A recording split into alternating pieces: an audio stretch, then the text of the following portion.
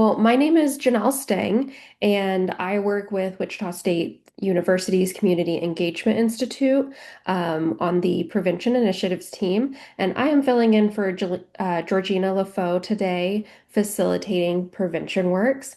Thank you all so much for joining. So this is our third PreventionWorks of the year, and PreventionWorks is where we come together as a coalition for coalitions and community members to learn, network, and stay informed about Kansas prevention. Um, you can go ahead and go to the next slide, Abby. Um, Abby is going to share a little bit about our 10-year anniversary celebration. So, Abby, I'm going to pause and hand it over to you. Thank you. Can you believe it? We're celebrating 10 years of the KPC this year.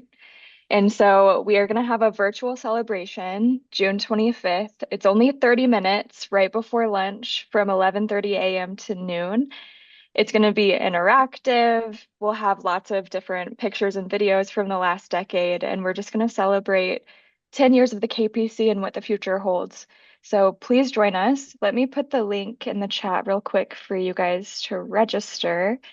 And if you have any questions, I have to scroll up a lot. If you have any questions, put them in the chat, and any suggestions or memories, we're open to that as well. Can't wait to see you there. Awesome. Thank you, Abby. And quick, just real fast, for anyone who's on, if you were involved in KPC when it got started 10 years ago, put like something in the chat just to say hi or say me, just so we can see how many people have helped build this over the years. Heather, yes, awesome. You've been a part of this for 10 years. Um, anyone else?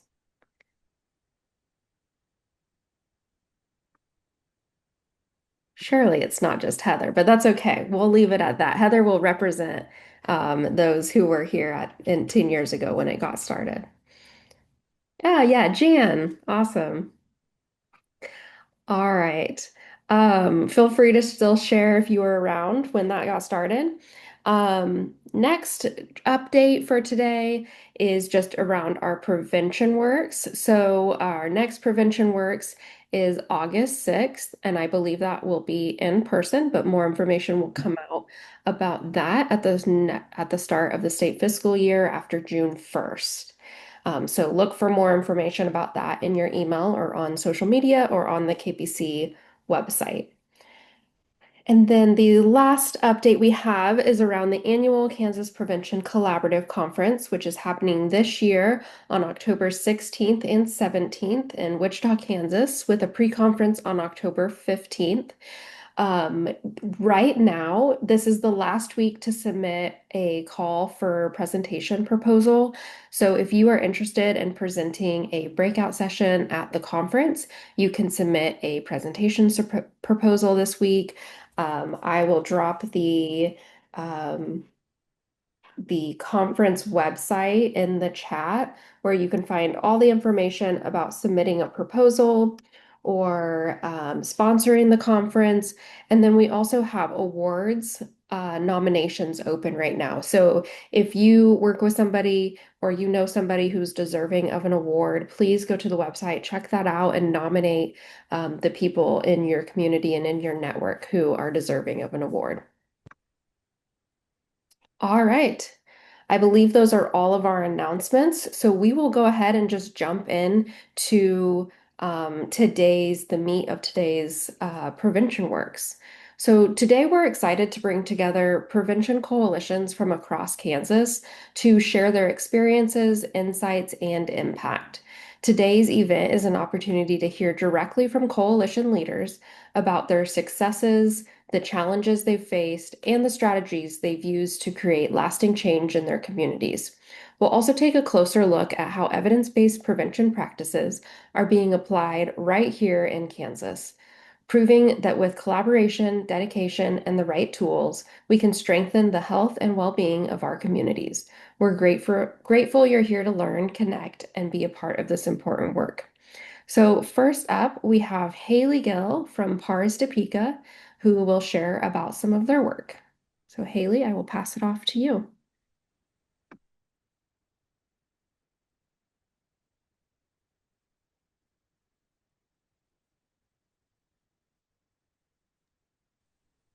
Okay, good morning. Thank you so much for being here. And today I'm going to actually talk about a little about what PARS does as a whole. We do have a coalition, and we'll talk a little bit about that. But our coalition is kind of it's been under some revamping. Um, and so I asked Georgina if we could just kind of share about what PARS does as a whole, and she was like, sure. So that's what we're going to share about today. So, and you guys can ask questions at the end. So if you have any questions, we should have a little time at the end, for you to ask anything. So, um, we are a small but mighty staff. Just as of January, we hired one more. We were a staff of four, and then in March we had someone else come on, and we're a staff of five. But a lot of the numbers and the things that you're gonna see on here were done with just a staff of three people, and so we were small, but we were very mighty in getting a lot of things done and accomplished in 2024 when there was just Mandy, Lynn, and myself. So we are run by a board of directors, and so just as like any nonprofit, they are our bosses, and they meet every other month. So our mission here at Prevention and Resiliency Services is to provide early intervention and prevention strategies that empower youth and families to make informed decisions, decrease substance use, and support a safe and healthy and thriving community. So at PARS, we really just focus on substance use prevention education. That is our main focus. We do have a safe streets piece, and we'll talk a little bit about that as well. So here's our key values. We just really try to look at evidence and research-based strategies when working in the community, in schools, with students. Our main focus is just really getting into the community, spreading word in the community, teaching the community how they could be advocates for substance prevention and crime prevention. And so I'm not going to read all of those. If you want to check out more, they're on our website. So how are we funded? We actually have not had any funding cuts, thankfully, because a lot of our funding is through city funding. We get alcohol and tobacco tax money through this Shawnee County. And so we get it through the city of Topeka as well as the county, Shawnee County.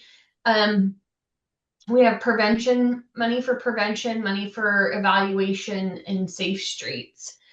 We do have Kansas Fights Addiction grants. We have two of those that we've written with Family Service and Guidance Center, which does youth mental health services, and they've just opened a smaller substance use treatment and mental health treatment here in Topeka.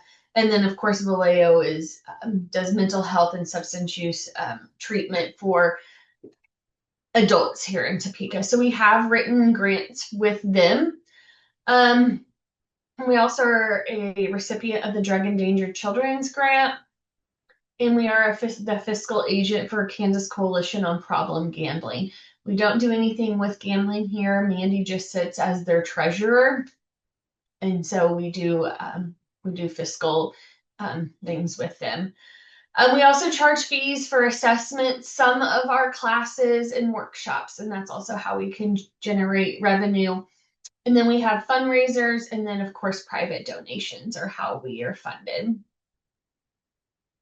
PARS has been around for 60 years. Tomorrow is actually our open house. If anyone's in Topeka, you can come from 4 to 6. We're celebrating 60 years of PARS. It was a regional prevention center, when it started, and it wasn't just focused on alcohol. And so it's really grown and become something different in the last 60 years. Um, and so we're just really trying to work and build relationships in the community, build capacity in the community, um, and just make a difference here in Shawnee County. So PARS has, we always say we have kind of like a three-legged stool. We have prevention education, substance use evaluations, and then we have a safe streets program. And so those are kind of the three things that I will touch on as we go through. So in our substance use prevention education, Lynn Smith, he is our primary prevention education. I call him a guru for schools. He's the guy, he's been at PARS. I know there was something on our Facebook page. It's like 17 or 18 years. So he's been here longer than any of us and seen all the changes. And so he's very well known in the community, has a lot of connections in the community and with schools. And so these are the presentations that he gives in schools. And so and you can kind of see it breaks down like on elementary level and then middle and high school level. And so he just presents on substances. He always ties it to his presentations to how they can affect students academically, mentally, or if they're if they're interested in sports. So hoping that one of those three things can connect to a student and they would connect to it that way. And if you see Marijuana Family Feud and Substance Use Jeopardy, those are games that he's created to do like interactive presentations with students to kind of have them not just to sit and listen, but to get students in there interacting with each other and moving. And so if we needed something like that, he has created those couple. We also do adult prevention education, of course. And these are all the things that we present on for adults. As you can see, a lot of it's the same information. We do go to Topeka Public Schools. We're always invited to their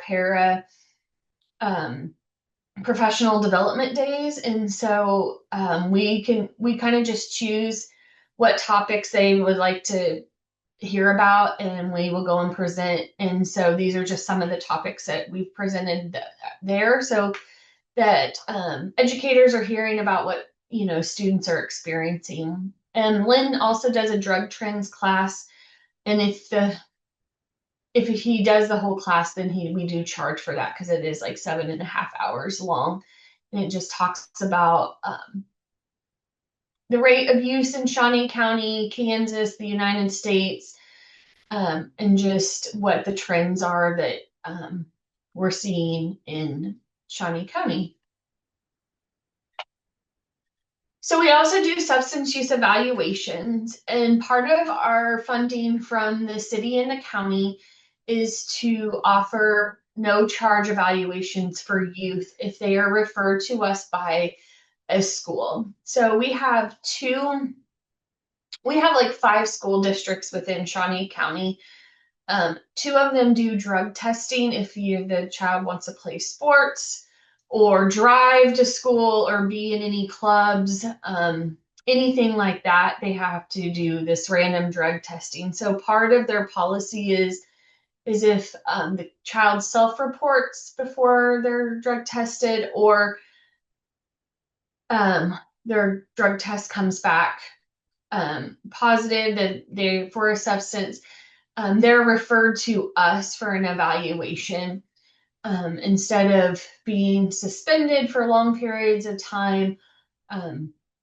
Coming in, working with us on an evaluation, and seeing if there's help that needs to be done. If there's further things that need to be, treatment, or they need maybe they need counseling, something like that. So, we do, if a student is not referred by a school, there's only a $25 charge. We do not use any insurance here at PARS, so everything is just cash, card, cash, self-pay. So we have evaluations. We also have a translator that will do, if someone doesn't speak English, we do have a translator that comes in and does the translating between our evaluator and the client. So there's only one other person here in Topeka that does that as well. So between the two of us, we keep pretty busy with that. We also do a program called Teen Intervene, and I know a lot of you guys have heard of that. And so we do that with some kids that come in for revals that maybe not meet the requirements for treatment, but need a little extra support, or for some of the kids that we're seeing in the schools, we've done that program with. And then we do educational sessions in schools. So if kids are caught with substances, some of the middle schools have, like, if they're caught with vapes, they have to come to an educational session with us instead of like getting a ticket or being suspended. They just come to a once a month educational session that we do at the school to try to prevent future use. So, and then we do have a substance misuse task force, and this is our coalition piece. It's made up of many different community members, from people with lived experience to mental health, you know, DCF, we have just a wide range of people on there, people from Washburn. And so we have a really good wide range of people on our coalition, and some have been coming for a long time. We do meet every other month for an hour and a half. This year we have moved it to hybrid, so we can either come in person to our office or be online. And that's really helped our attendance this year, is moving it to the hybrid. And so people, because some people are out and about, because we have people that do home visits and things like that. And so it's easy for them to come to the office, but then it's easy for others to just be online. And moving it to online has really helped with getting people with the judicial system involved and other government agencies that don't really have the flexibility in their schedule to leave, come back. We are a part of LiveWell Shawnee County, so we are a group. Impact Group is actually what our new names are, and so we are a group for that. And we will be taking part in helping write our next community health improvement plan. So the coalition's goals for the rest of this year are to start writing substance use goals that will go into the community health improvement plan. Because when we did a community health needs assessment in 2024, substance use was one of the areas of concern that was identified by the residents of Shawnee County. So we are working on that right now as the task force, and these are going to be goals that the whole coalition is working on, not just PARS. And so it's really going to be a community effort.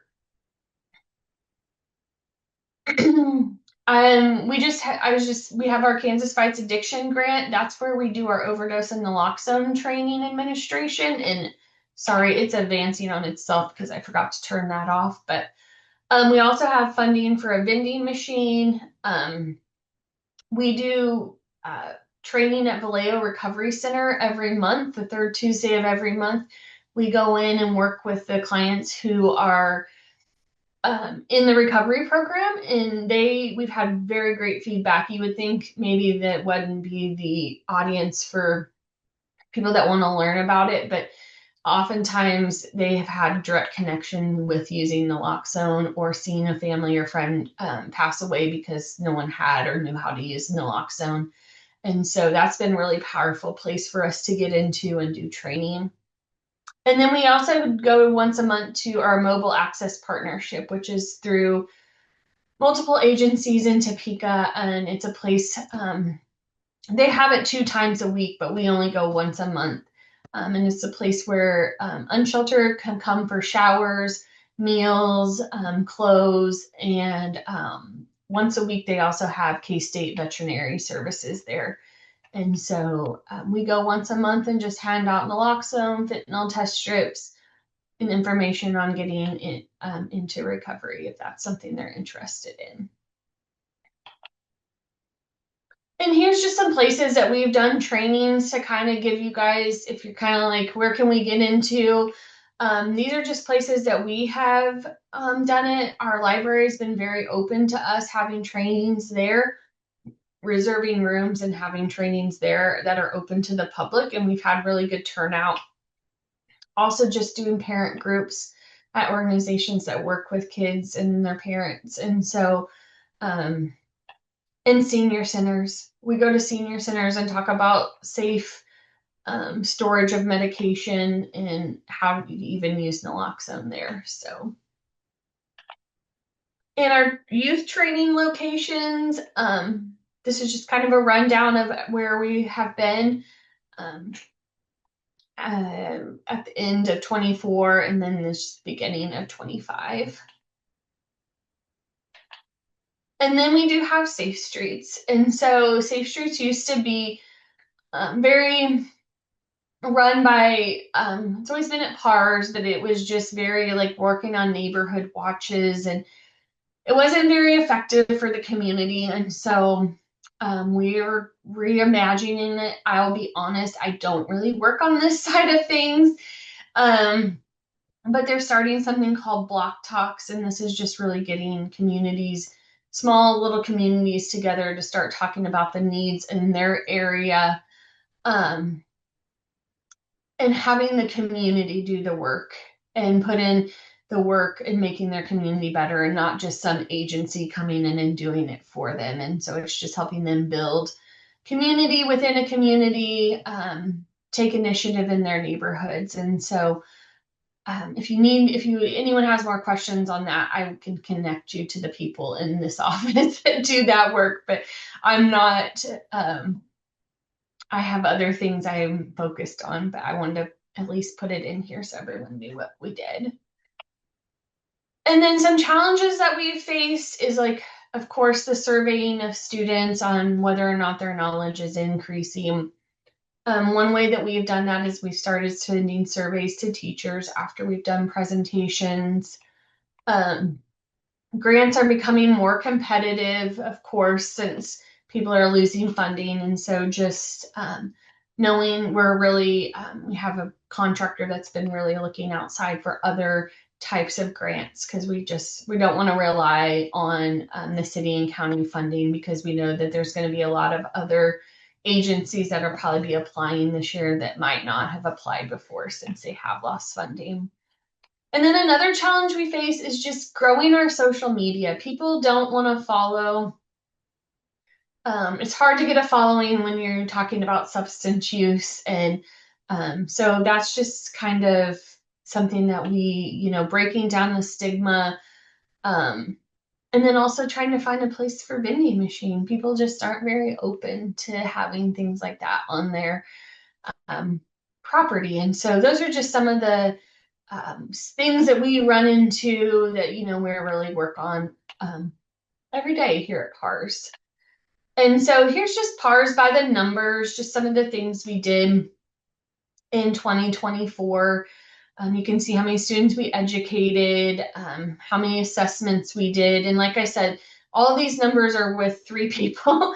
So we were a busy 3 people, but we weren't going to let things slide and make that an excuse. So, but we're very happy to have, we had a contracted social worker to do the evals. And so, but we're very glad we have a full-time person now.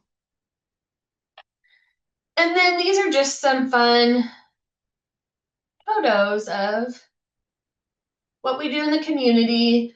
And then, oops.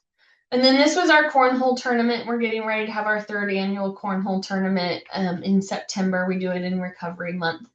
And so these are just a lot of fun photos from that. And so that is all I have. I'm happy to answer any questions.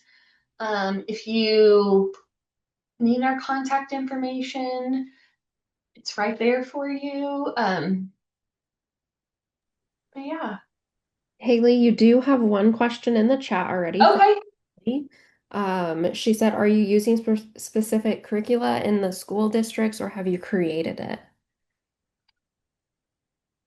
Um, we have just created it using data and stuff from like SAMHSA. Um, I can't tell you where CDC. We have used in the past the KCTC data, but I was just talking to Lynn yesterday. He's like, I just don't feel like I can use that data. Only 20% of students took it in Shawnee County, and we have no data for 10th and 12th grade. We only have 20% of 6th and 8th graders. And so, yeah, so we've created things based on research and education. And so, um, yes, we do have a Safe Streets in Topeka, but it's very different than Safe Streets in Wichita. But Safe Streets in Wichita is very thriving and doing great things. I think Jan will tell us maybe some things later, but um, so yeah, we do have something called Safe Streets. It's just it's a little different than um, Safe Streets Wichita. Awesome. Thank you so much, Haley. Um, Yeah, thank you guys for the opportunity. Yeah, if anyone has additional questions, feel free to put them in the chat for Haley, or she has her email that she can share in the chat if you want to email her. I know I already saw April said that she already sent you an email. So that is really great. All right, yeah, and Haley put her email in the chat now. Okay, well, we are going to keep on moving along this morning. And so up next, we have Travis Rickford from LiveWell, Northwest Kansas. So, Travis, I will hand it over to you.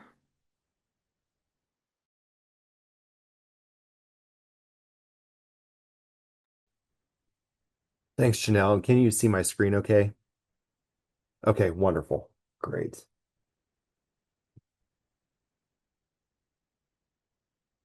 All right. Well, it's great connecting with all of you today and thanks for having me.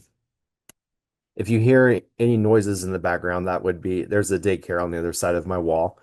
And so if you hear a ball bouncing or any odd noises, that's what that would be. Well, I titled this presentation Thomas County Coalition Back to the Future. I coming up with really cool names is probably not a strong suit of mine.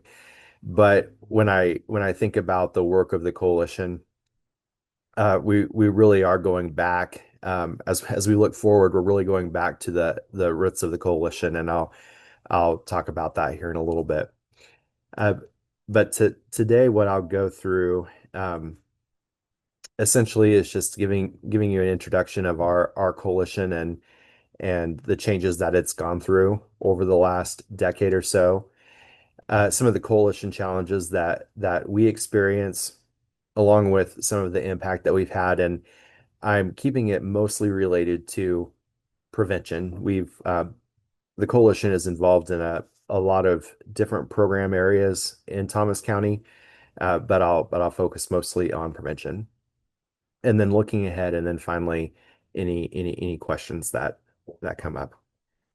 So the Thomas County Coalition is supported by LiveWell Northwest Kansas. We are the coalition's fiscal agent, and we look at ourselves as the backbone support for the coalition. I serve as the executive director for LiveWell Northwest Kansas, and we have a coalition coordinator, Christina, who coordinates overall coalition activities, and she just restarted here a couple of months ago.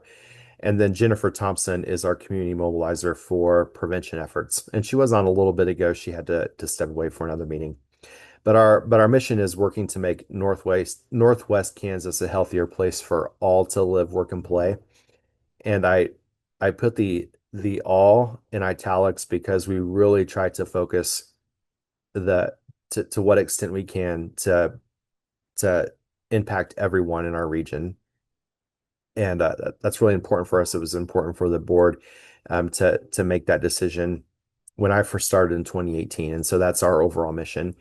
And then with TCC, the Thomas County Coalition, it's making the healthy choice the easy choice. And we're currently looking at that mission statement and seeing if that is truly where we are at right now. That mission statement was developed back when the coalition was working through some changes in their program focus areas. So, and I'll talk a little bit about that here in a few minutes. So just some background on LiveWell. We really try to fulfill that mission by promoting solutions that are evidence-based and community informed. Uh, like many of you on this call and other programs, uh, we we don't identify issue areas out of thin air. We really try to follow the evidence and follow the community. We through all of our programs, we really try to connect with the community in different ways and make sure that we're meeting them where they're at. We work to engage diverse organizations, partners, and communities. We really consider ourselves a gap organization. So we we do not we only fill in where there's a need, and we work with other organizations across the region and state to make sure that we're connecting families and residents to those programs that are already doing great work.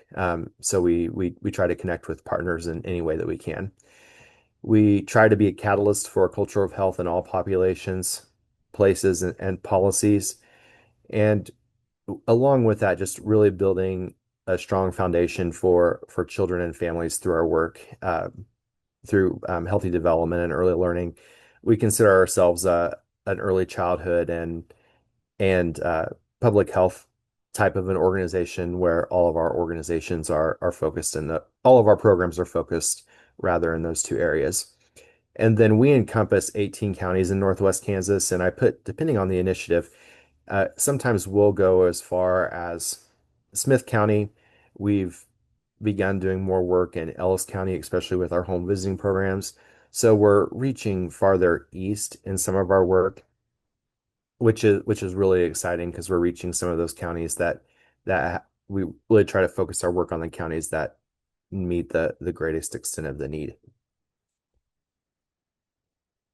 And then our work, I like to talk about uh, the four buckets that we have, and those four are listed here. It's our home visiting and behavioral health services. We have trained home visitors on staff as well as a behavioral health counselor that we work with to provide those referral services in between all of our programs. And our home visiting services, we've worked in some new areas related to the types of home visiting services we offer over the since I've joined in 2018, which I'm really excited about. We do provide assistance to preschools and childcare environments throughout the region. We have a staff that works with these separate agencies on building programs within the childcare or preschool environment, but also working with teachers specifically on what types of programs and what assessments and benchmarks they can be meeting in their own environments.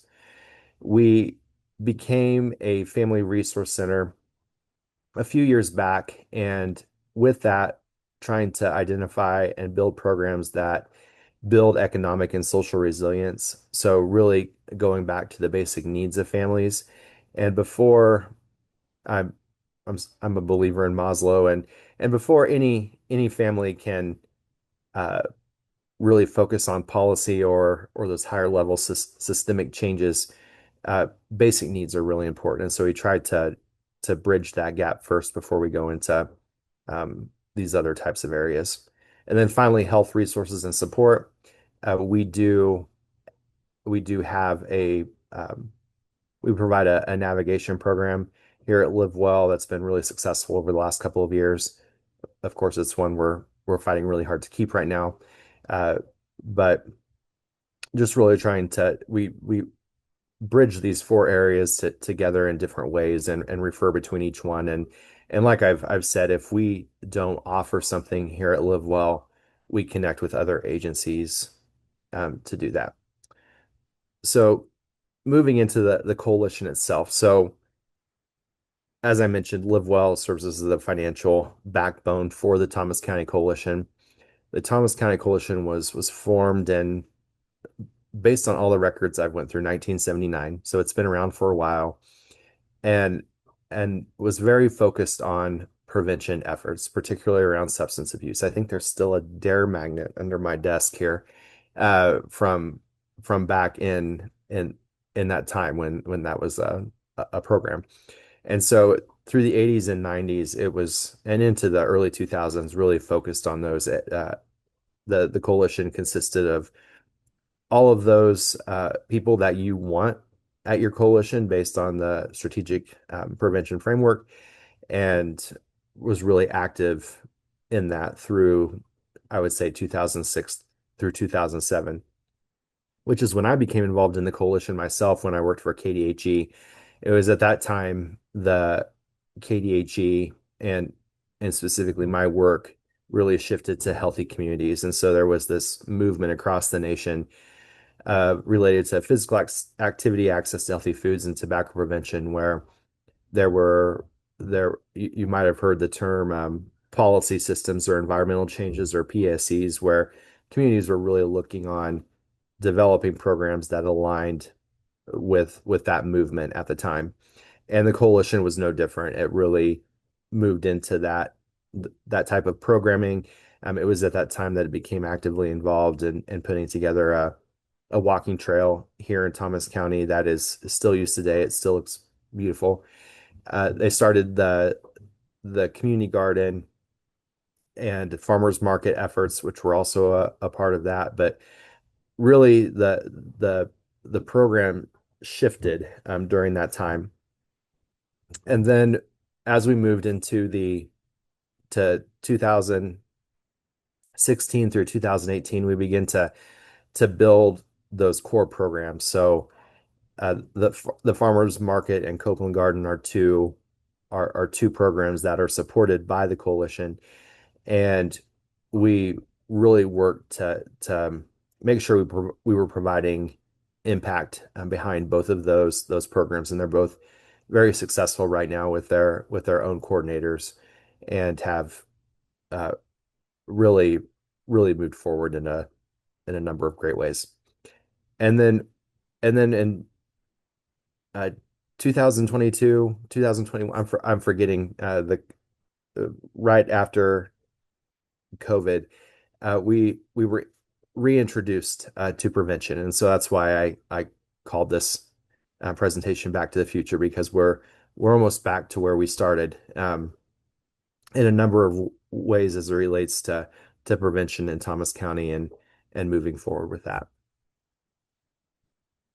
So our programs and initiatives through the coalition is again access to healthy foods. We have the Copeland Garden, which is a plot garden located in Northwest Colby. And then we have a food security initiative, which is funded by the Kansas Health Foundation, one that we started last year, but really looking at the root causes of what food security looks like in Thomas County. And then specifically as it relates to our prevention efforts, like I mentioned, Jennifer Thompson is our community mobilizer. And we've really focused those efforts on youth engagement, which is most recently building the life skills program here in the middle school, and then also community education as it relates to underage drinking and vaping, which were two priority areas that were identified. Uh, we're also really believe in that community engagement model, and the first thing that we did was we hired Jennifer Thompson as a actually, she's a contract community mobilizer. She works for two hospitals here within the region, uh, providing community education and stepped in to do this work as well. And it's been great because she has that long time relationship with the community, and so she has a great partnership with school and healthcare providers. That's not a picture of her right there. That's a picture of a family at one of our events, but um, she's really helped us over the last 2 years as we've reintroduced those prevention initiatives and developed some of those partnerships within the school. So challenges, the last presentation highlighted some of the same things that we deal with here in Northwest Kansas, and that first one is really centered on the data collection. As all of you know, I know I'm preaching to the choir here, but it's been harder to collect data important for our programs, and it helps guide those programs. And so it's been and like everyone else, Thomas County has experienced those same things. We've seen decreases in our KCTC data over the last couple of years, and a lot of that has to do with going to the second bullet first, but just system changes within the school district, how they do enrollment, how uh, kids and parents can opt in and not opt out. All of those are things that we deal with, but we're trying to address this by really continuing to build partnerships and be a presence in the school district and in the school itself, so we can continue to really highlight the importance of completing those surveys and doing them every year.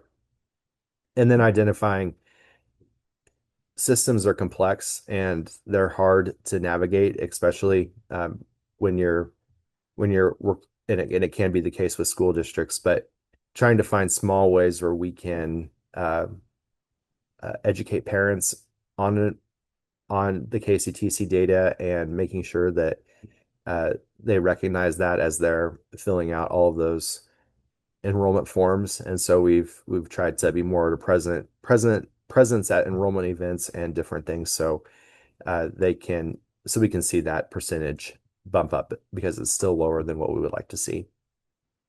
We do have some community resistance. We I think one that happens in two ways: the use of substance use by kids. Um, it and this is anecdotal, but just relatively uh, based on our experience, it's the whole messaging of, we don't have a problem here in Thomas County. Why are we spending our energy on underage drinking when really we should be focusing on fentanyl? Just those types of conversations, and we receive some resistance when it comes to doing. We've started these programs in the middle school for a reason, because we're seeing time and time again that kids are trying things younger. Vaping in seventh grade, sixth and seventh grade, or it's a thing. It's not something that we think is happening. We know it's happening, and so we've started to do a lot of our work in the middle school, and we've received some pushback for that, because um, and it's not that we don't work in the high schools, but we're trying to start earlier, and not not everyone is on board with that, but we feel it's where things are starting, so we've had many of our programs start there. And then also we've been trying to address the community resistance piece with really engaging the community in our other programs. For example, with the community garden, uh, our garden coordinator has done a great job of connecting with the community, and and we feel those community connections can decrease those resistance in other areas. And then finally, coalition sustainability again is something that we're all focused on right now. One thing that we're doing to address that is we've been 100% grant funded organization, but we're looking here in the next few months of putting together some targeted fundraising efforts that would benefit the coalition. And then finally, the financial management of the organization is LiveWell provides that. And so continuing to do that helps the coalition just having that financial partner that can uh, help the coalition as it applies for grants. It can provide that backbone financial support. We do all of the accounting for the coalition, all of those things that help the coalition continue to focus its work, but put some of the administrative workload on LiveWell. So I must have put an extra slide in there. Success stories and impact. I asked Jennifer Thompson to put together some information based on the KCTC data and then some initial information from the life skills pre and post data. And with the KCTC data, we can see there were decreases in bullying over the last 2 years by 10%.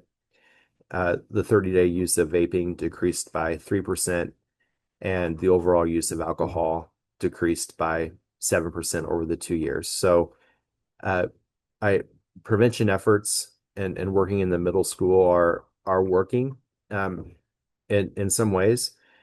And there are other, and I don't want to uh, allude that's the only reason. There are other organizations in our community that have been involved through the Kansas Fights Addiction Grant and different things like that that also play a role in these things. But we're happy to see some of those results.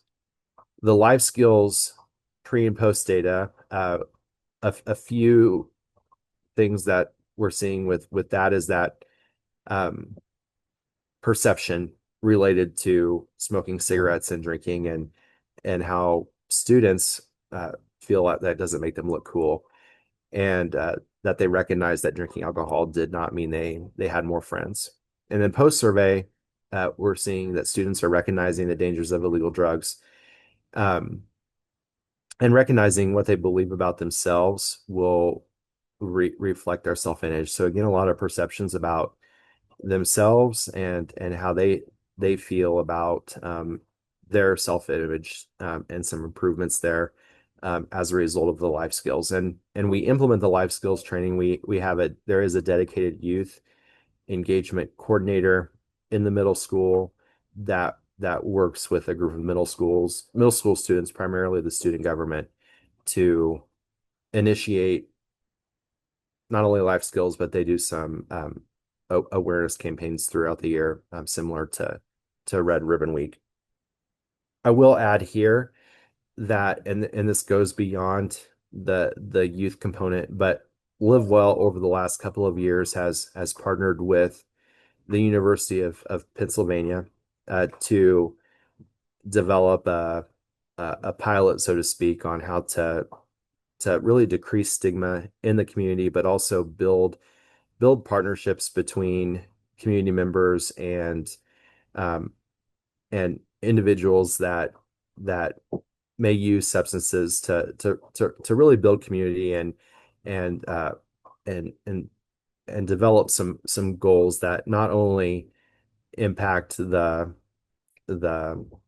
individual who is using substances, but also community members that live with them. And we're getting ready to report on some of those things and hopefully uh, broaden that initiative past our region to something that we can do in rural communities. So stay tuned for more information on that here in the next several weeks.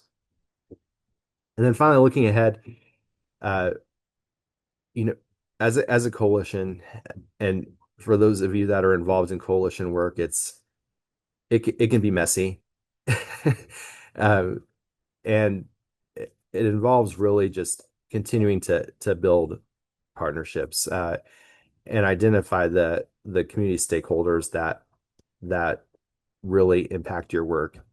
I I know for us, we've looked at building partnerships differently, where we've over the last 4 years we've hired two um, two staff members who are bilingual, which has really helped in building connections with our Hispanic community, not just here in Thomas County, but regionally.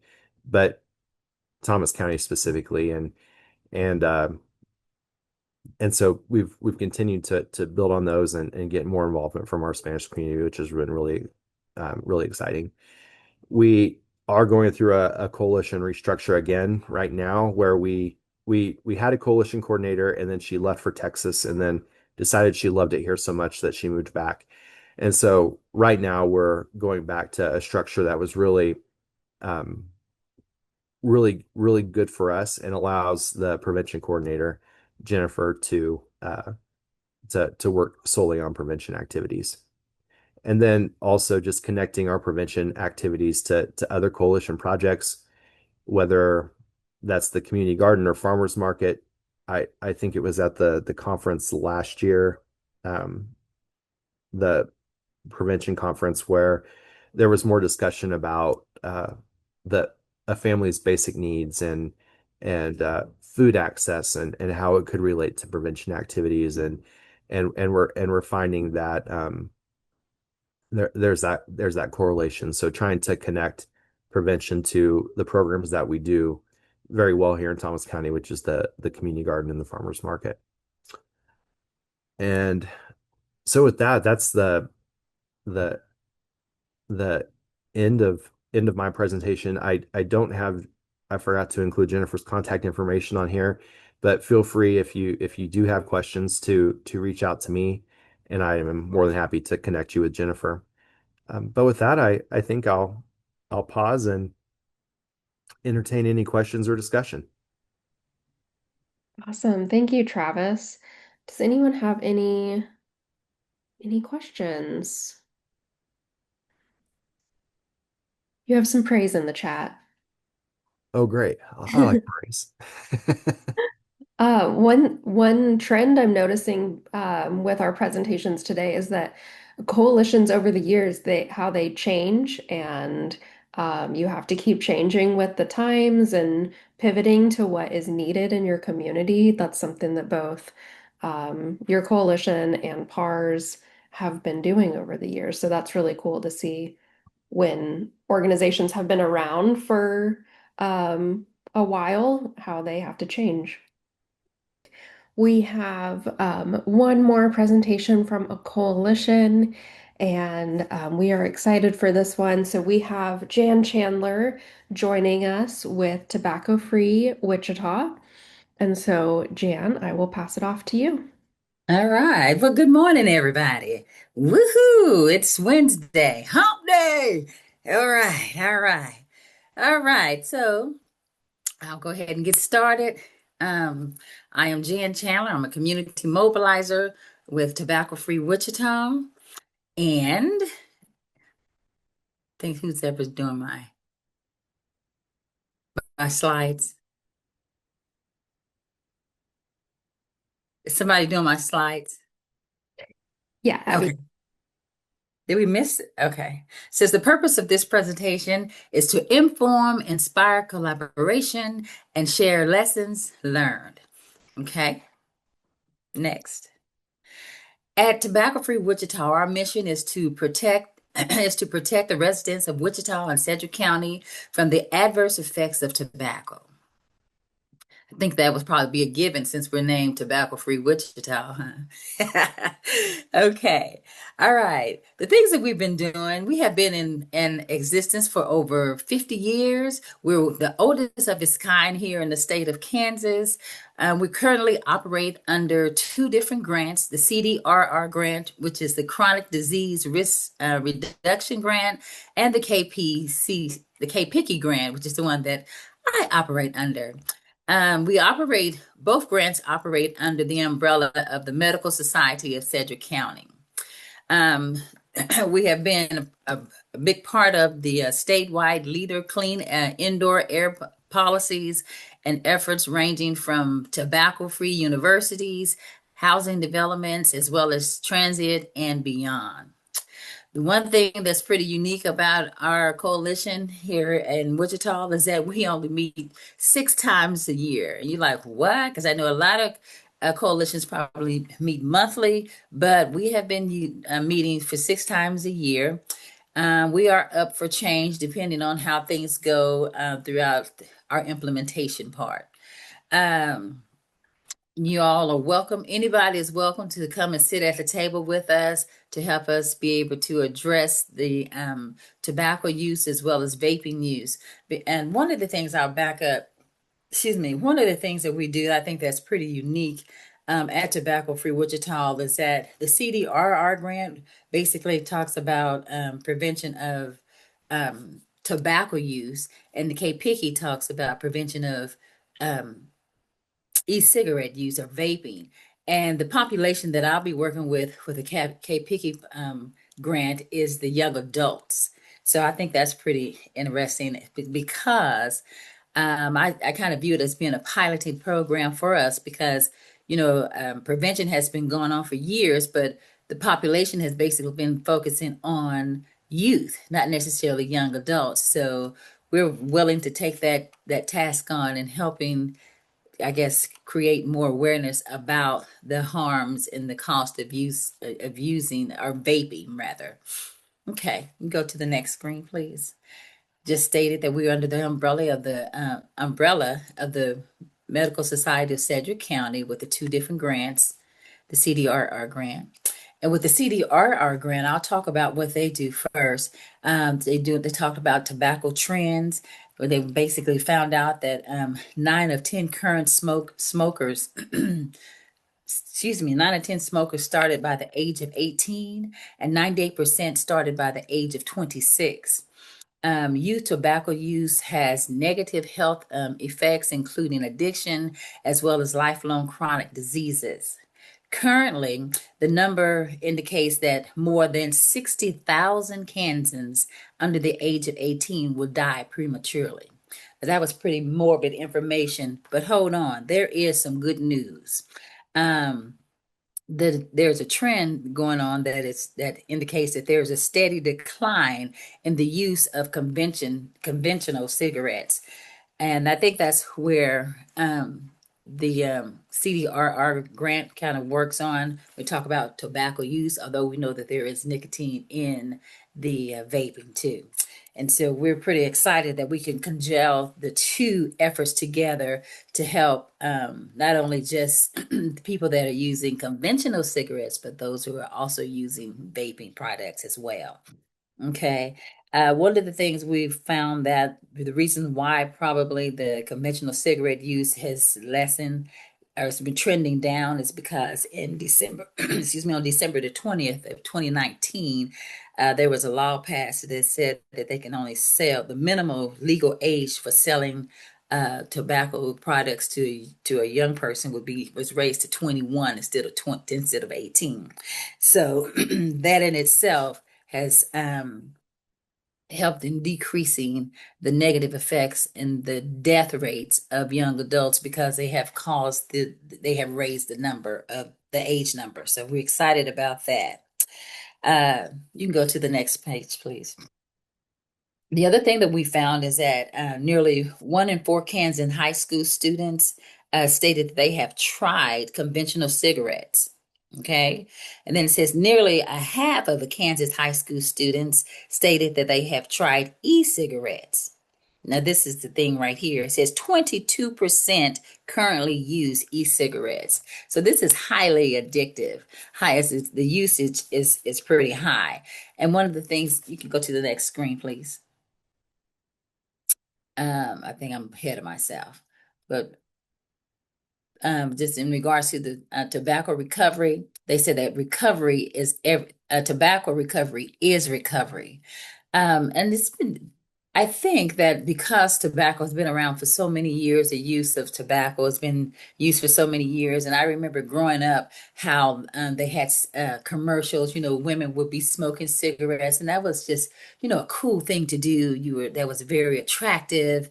You can smoke those long cigarettes and blow it. And if you could blow a circle, you had it going on, ooh, this is really cool, And so this is one of the things, because I think society has been, I guess, numb to the fact of what's really when smoking these cigarettes where you look so cool, they're not really aware of the damage that is taken been on people's lives, causing death and cancer and things of those sort.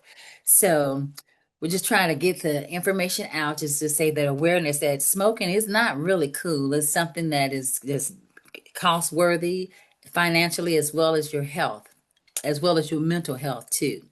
Okay, so the things that we've been working with at the CDRR grant is to reduce ads, better view, tobacco-free transits. And so you can see here on this slide that we're trying to talk about, we have been having efforts in kind of going against, not going against, but kind of I guess it is going against big tobacco, basically, because you can see when you're in a lower poverty neighborhood where this poverty is lower, or a mom and pop convenience store, you see a lot of times we have found that there was a lot of signage in the windows, and the signage was, you see this picture at the top on the left, the signage in the window was big and it's covering up the windows, and it's luring in, young adults or younger people or youth to use, and it's advertising in big letters. We have and whenever they have the cigarettes on sale and things of that sort. But when you have a chain, you find here the second picture. The chain, they do have some advertising, but it's smaller, it's not as big, and it's not as luring to the younger population. And also in this picture, you can see where we have had connections, or we have collaborated with the Mayor's Youth Council. And what they did a photo graph thing, last year. You can go to the next screen, please. And this young lady here in the middle, she is one of our coalition members. She is Clarabelle Gutierrez, and she has been a very good spokesperson on behalf of not vaping and the harms that smoking it causes on young people as well as young adults. The next one, please. You can also see here we have Mayor Lily Wu with Clara Bell and another one of our youth members, Alicia Ramirez. They went and they spoke to the council, the city council, talking to them about the what is it? Better views ads and things of that sort, and how the ads are luring to the younger population. Okay, you can go to the next one, please. The other work that we've been doing under the CDRR grant is tobacco-free transit. I think it was in, was it last year on May 1st is when that policy was passed for tobacco-free policy was passed, and we have signage here that was put up at the transit center here in Wichita.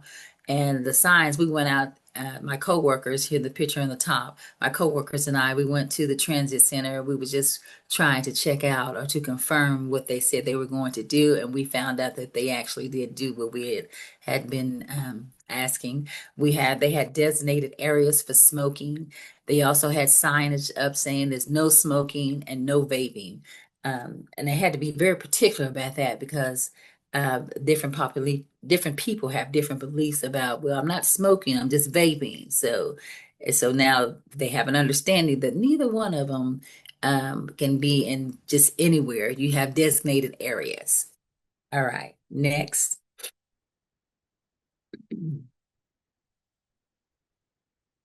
Next video. One of the other things that we have been working with the CDRR grant, basically, is that we have been promoting the Can Quit program. It says, you see here, this is a young lady, she is with child. It says, your reason to quit gets bigger every day.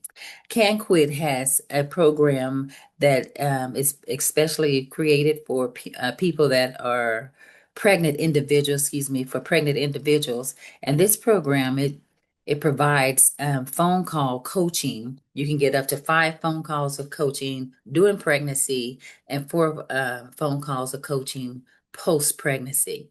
And for each coaching session that is completed, a $40 MasterCard gift card is mailed to the individual's home. So I added that up and I said, well, this individual that is with child, if they attend the 5 phone sessions as well as the during pregnancy as well as the 4 sessions post pregnancy, that is a total of $360. And I was like, sign them up, okay?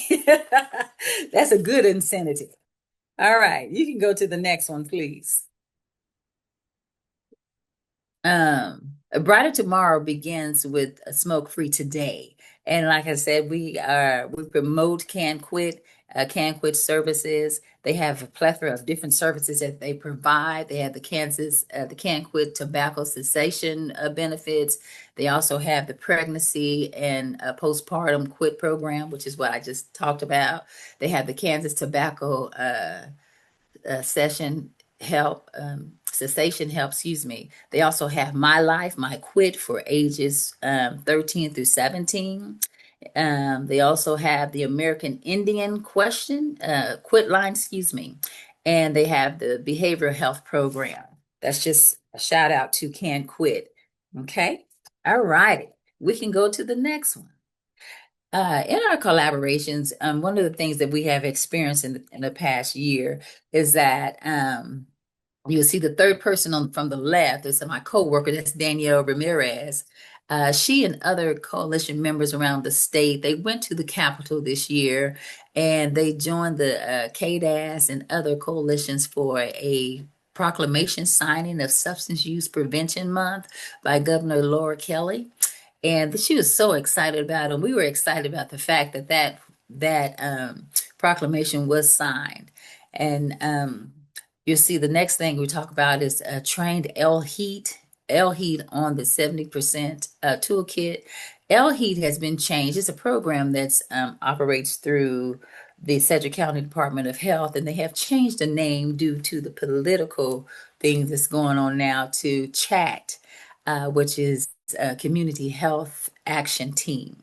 And they have basically, they have different programs that they're working on. The most recently program, which Tobacco Free Wichita will be a part of as well, is when they will collaborate with the Center of Black Equity. And so they basically will be talking about promoting awareness about menthol and the effects that it has on the body, as well as mental health. Okay. The next one. Coming soon will be the Resist Tobacco Prevention Program. Now, this program will be operating under the CDRR grant.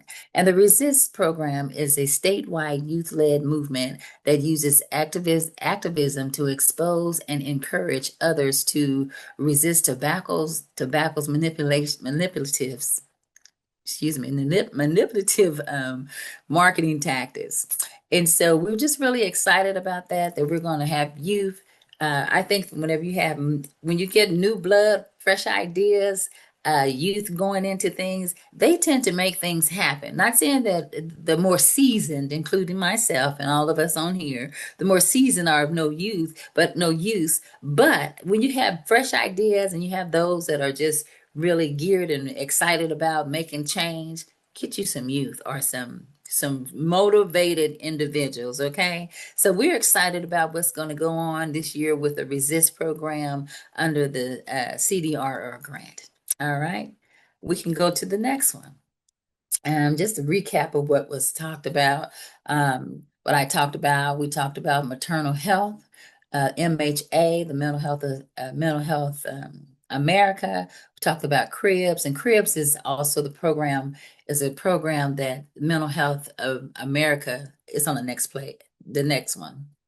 It supports them in doing a screening for individuals that might be pregnant, that are pregnant, excuse me.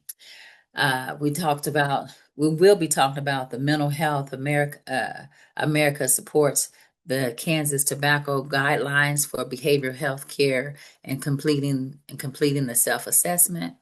And prevention is the other thing they talk about under the CDRR grant, and prevention of vaping and e-cigarettes use among youth. All right. Now let's talk about the KPC planning grant. Okay. Next. The KPC planning grant, we operate under the guidelines of the Strategic Prevention Framework.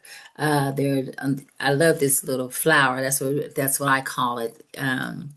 Been working under for years. So it's the assessment component, the capacity, the planning, implementation, and evaluation. And I know you all are aware of that. So you can go to the next one, please. We did do a coalition capacity review, assessment. And what we found, we had 80% or higher on some of the assessment questions. And what the things that we ranged high on was the coalition purpose, sense of community, coalition meetings, membership participation, as well as coalition capacity on the coalition capacity survey. Excuse me. Okay, next. Some of the things that we need to work on in regards to the results from the coalition capacity survey is that the things we will continue to improve on is the communication, the internal and external communication, being more intentional about how we communicate when we have our coalition meetings, or we are participating in different community events, just things that keeping the community abreast upon what's happening in the world of prevention. The other thing is that we need to work on is our membership and participation. And when I say our membership, we have people that have been a part of our coalition for a number of years. However, as I stated before, when you have fresh meat, fresh ideas, fresh just things that are fresh and new, we want to be able to reach out to just not just older or more seasoned population. We're in need of more younger people to be involved. And that's what I talked about earlier when we only meet 6 times a year. We talked about possibly to be able to meet the needs of the population that we are in need of. We'll probably have to change our meeting time as well as the number of times that we meet. And so the days or how often we meet. And we talked about management. The things with the management is that our coalition is not necessarily ran by the employers, but the people that are employed by Tobacco Free Wichita. We have been kind of changing the environment, changing our culture of saying, hey, this is not the Tobacco Free Employee Coalition. This is our coalition. We want your input. We want your ideas. We want to hear your voices, and we want different voices at the table. Okay, next. The other thing that we had to do, and I know you all are familiar with this as well, it says the tri-ethnic community readiness, okay? And so we did that, and that was very interesting. And it was when the grant first started, not first started, but just a few months after we started on with the KPC grant, we had to do the tri-ethnic readiness program, assessment. And that was very interesting because we had different coalition members helping with the interviews of the 10 people, just gathering that information and scoring the tri-ethnic community readiness survey was interesting in itself. And we really did come to the conclusion that this really is the key. We have, in order to be able to effectively have a good impact on our community, we need to know what it is that our community needs, instead of just going and say, hey, this is what you need. I know you need a program for prevention of smoking, but for who? What population? 90-year-old, or you know what I'm saying? So you have to be intented, I guess you have to have a spirit of discernment, have to be willing, you have to you have to be wise on how you're going to implement your programs and to what population of people that are needing the services that we have to provide. Okay, next. What did we find out as a result of doing our tri-ethnic community survey? We found out that we are at vague awareness. And you see here that vague awareness, if you start from the bottom, we're third from the bottom. And I said, that's not saying that we're not doing a good job. Could be is that we just haven't had um, the motivation or the wherewithal on what we need to do on how to increase awareness within our community. To, like I said, because a lot of times when you think about prevention of smoking, it's like, okay, we know you think of different heart things, lung cancer, things of that sort, but trying to give a new I guess change people's minds about what's really going on. It's not just affecting the person that's smoking. We're talking about second and third hand smoke. We're talking about the cost that it has, the effect that it has on families that are using vaping, whether it's conventional cigarettes or vaping products. So it makes a difference. So we're just trying to not saying that what we were doing in the past was bad, but we're just going to add to it to make it to be more pliable to what's going on today. All right. The next one, please. Now, with the KPC, the KPICKY grant, it says the future implementation goals. What we plan on doing is to increase awareness about the harms in vaping and the cost among among young adults ages 18 to 25. We also want to concentrate on connecting young adults to alternative activities for vaping, for dealing with stress, because we found that a lot of young adults, when they are stressed, they start to vape. And so we were saying, okay, if that's the case, what can we do in order to help you to address your stress other than vaping? We thought about things, maybe getting connected with organizations to help them do exercise, having an exercise or a walk out Wichita day or things of that sort. Let's do some yoga together, just different things. Let's do have a movie night instead of smoking. What can you do when you have the movie night? Why are you smoking? Usually when you're watching a movie, you might want to take a smoke, but what is it that you can do differently while you're doing the things that you like to do? And so the last thing that we want to focus on is to decrease the number of young adults in Kansas that use vaping products. Because as you remember, when I started the presentation, we talked about there was 22% of youth that smoked that used vaping, but when their vaping use or tried turned into usage. So that's what we're trying to do, is to lessen the number of young adults that are using or vaping. Okay, next. All right, here we go. This is what we all have been doing, what we've been working towards. It says the road of reduction. And so when I've made this little PowerPoint, I was thinking the road of reduction, and I thought about tobacco-free Wichita. You see here that we have tobacco use versus the vaping, but we use the same tactics to get to what we want, and that's the road to reduction. How do we get there? Through education, increasing awareness, provide education. We have policy changes, and the key thing is collaboration. Collaboration is key. All right. Can you go to the next slide, please? One of the things I'm really excited about, because this is one that I was able to participate in, Danielle and I, my coworker, we were able to attend the CACA, the 35th Annual CACA Leadership Forum in February. It was in Gaylord, Maryland, and it was really informative. I've gone before, but I don't know if it was more interesting to me this time, or had more of an impact on me this time, because I was a little more seasoned than I was when I went about 6 years ago.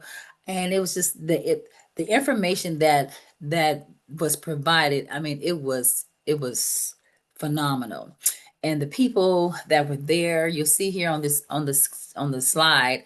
I'll start with the picture on the right. This is a picture of all the people from the state of Kansas in different coalitions. So we came together and we took a picture, and this was under what's her name, Stephanie Reinhardt. She's like, let's all get together and take a picture. So we took the picture. It was really fun, and you see myself here in this picture with these other two young ladies.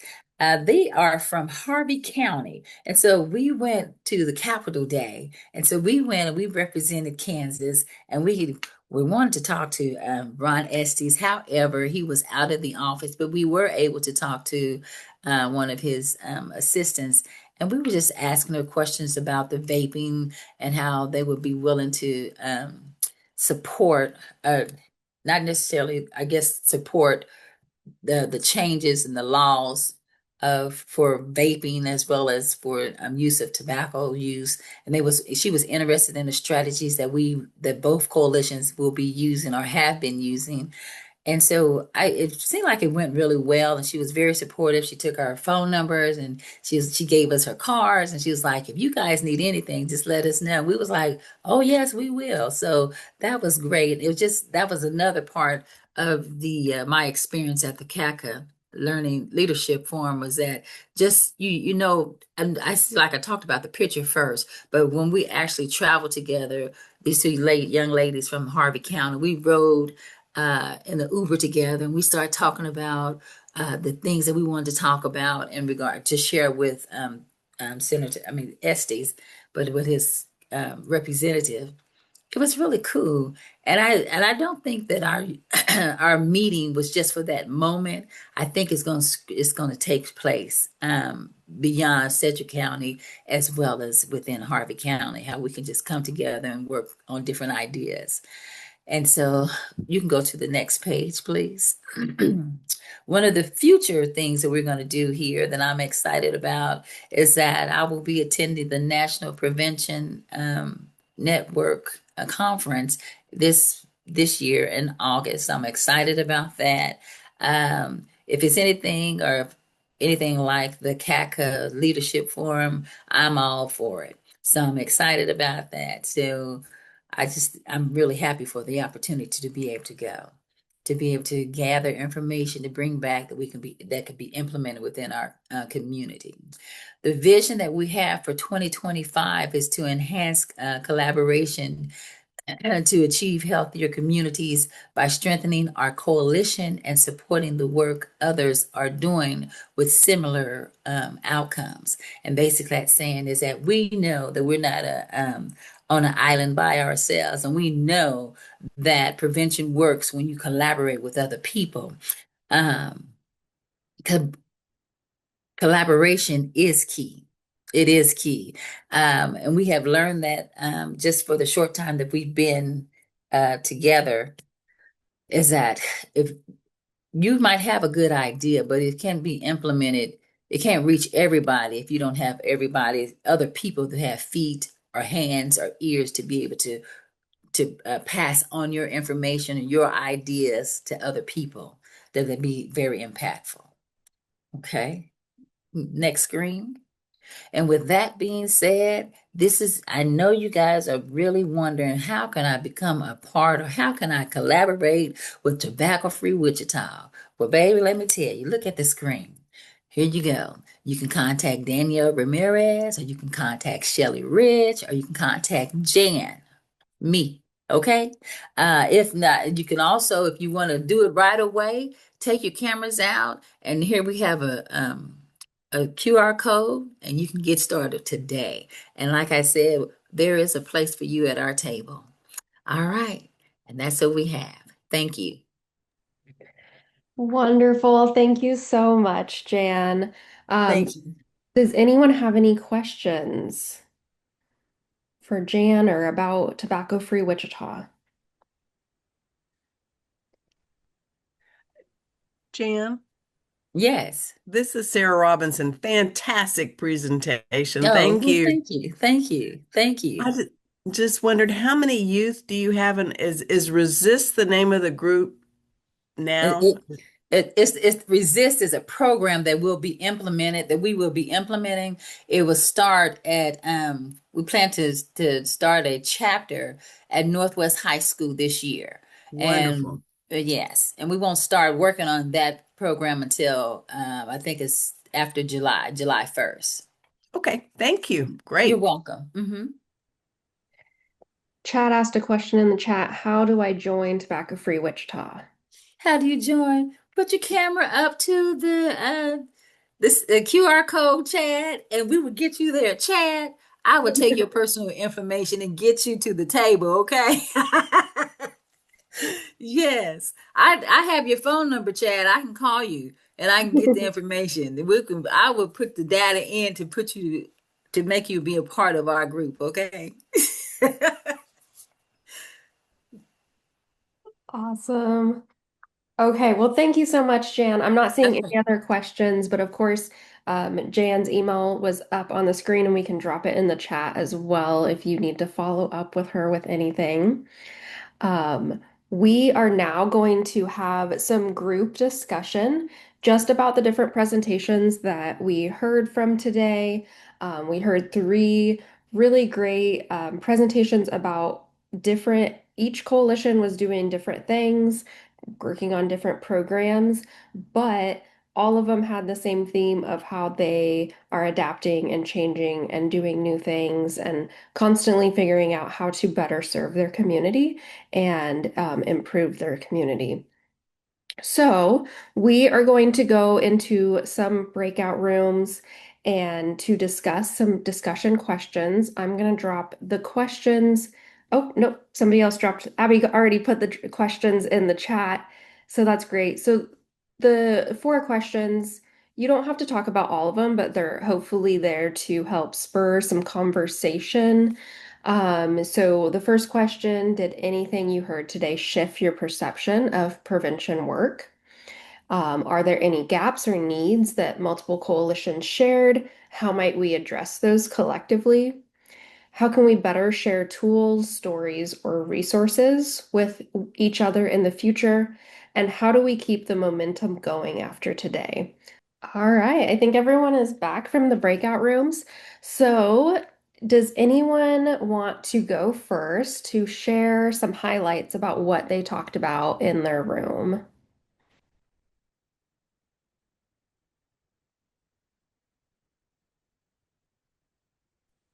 But during our breakout, we talked about how I was just really impressed about how in smaller towns it seems like a lot of more people were involved, but April kind of reminded me that it might be smaller people and it's a lot of work going, but it's usually just a small percentage of people that are doing the work, and they're doing work not only for the coalition, but for other organizations within that small community.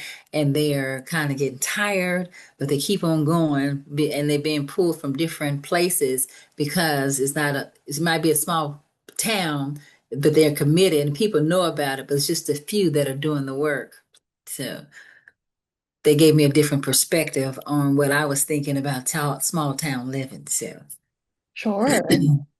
Yeah, that's always interesting. And a lot of times in small town, when there's somebody who's a committed, good worker, everyone else finds out about it, and then they're like, "Oh, be a part of our group." Right, right.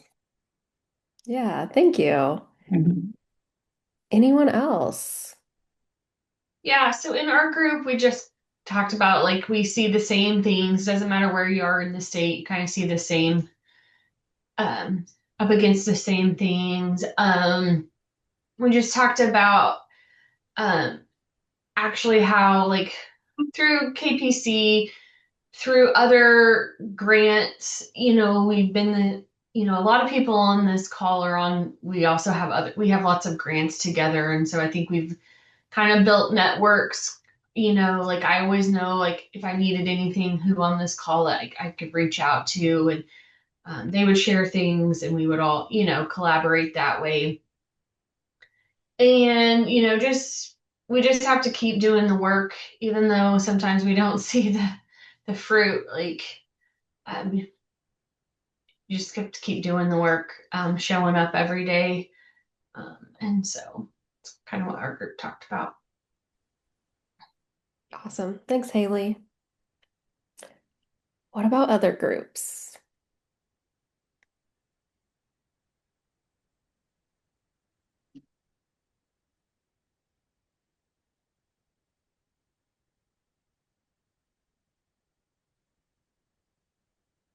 Anyone else talk about something interesting in their group? So I'll share because I got energized from Haley's presentation, and I did email her. I just was in a training, and I shared this with my group that I was just in a training with Haley, and Michelle was in my group. But like I know of them and I know what they're connected with, but through the presentation today is like, just recognizing how we're working on very similar things, or we've talked about in our coalition working on similar things. And so, I could, invite Haley to come and talk to my coalition to share what they are doing that we have been talking about maybe for too long, and need a different perspective from not me, a different voice that, because they hear me all the time, so from somebody hearing it from the same message from somebody else, they might be open to hearing it differently, and that's what I got today. Like, like I said, I've known about PARS, some of their stuff, but seeing the full presentation and then other things that they got going on, is like, oh yeah, I can file that away and use them as a resource later on. And anyway, just that, like bringing that information in a different way to my coalition from somebody else, I if love that made sense. Yeah, absolutely. It's like when kids hear like something from their parents over and over, but it's not until they hear it from somebody else that they're like, "Oh, okay, yeah, I'll do that." Yeah, great. So I hope if there was somebody that you connected with that you want to follow up with or chat with later, I hope you all were able to exchange contact information. Always feel free to drop that in the chat if you're comfortable with that. Thank you all so much for joining us today. Thank you to Haley, Travis, and Jan for presenting and sharing about your coalitions. It's always so wonderful to hear about all the different coalitions across the state and what everyone is doing in their community. We hope to see you all at the Prevention Works in August, and more information will come out about that after July 1st. So thank you, and we will see you all later.